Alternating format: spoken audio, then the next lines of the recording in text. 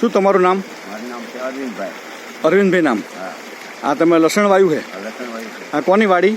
આ છે દિલીપભાઈ. દિલીપભાઈ શાંગારભાઈ રાજપૂત. દિલીપભાઈ ખાંભાભાઈ રજપૂત. અને ગામ? ગામ ચેકવાડ. તાલુકો? તાલુકો મૂળી. જિલ્લો? જિલ્લો સુરેન્દ્રનગર. હવે તમે આ સનફિલ કંપનીની જે દવા વાપરી આ લસણમાં, હા, ઓર્ગોન વાપરી તમે, એવાન્સર વાપરી અને શક્તિ નામની એક માઇક્રો રાજા તમે વાપર્યું, તો તમને કેવું લાગ્યું અરવિંદભાઈ? સરસ રિઝલ્ટ આવ્યું છે. રિઝલ્ટ સારું આવ્યું. એમાં શું સારું આવ્યું? હારામાં એવું છે કે પીરાશ જે પડી હતી લસણની અંદર, બરોબર. અત્યારે એકદમ લીલો કલર પકડી ગયો. ટૂંકમાં પહેલાં સુકાવા લાગ્યું હતું. પેલા સુકાવો પણ લાગી હતી. તમે પહેલાં ઓર્ગોન વાપર્યું, હા, પછી એવાન્સર પાયું અને તમે શક્તિ એમાં નાખ્યું. એમાં નાખ્યું. એટલે તમે બાકી રાખેલો કોઈ ભાગ? હા, એક ભાગ બાકી રાખ્યો છે. એમાં હજી થોડી પીરાશ છે.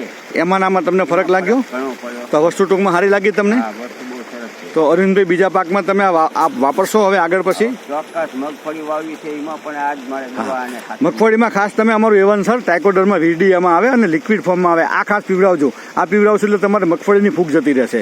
અને આ શક્તિ નામની એક પ્રોડક્ટ નાખજો તમે, તે માઇક્રો રાજાના નામથી અમે વેચીએ છીએ, તો તમારા મગફળીમાં પણ સારું ઉત્પાદન આવશે. આ લસણમાં તમારે ગાંઠિયો પણ સારો બનશે. તો આવતા વર્ષે તમે વાપરજો.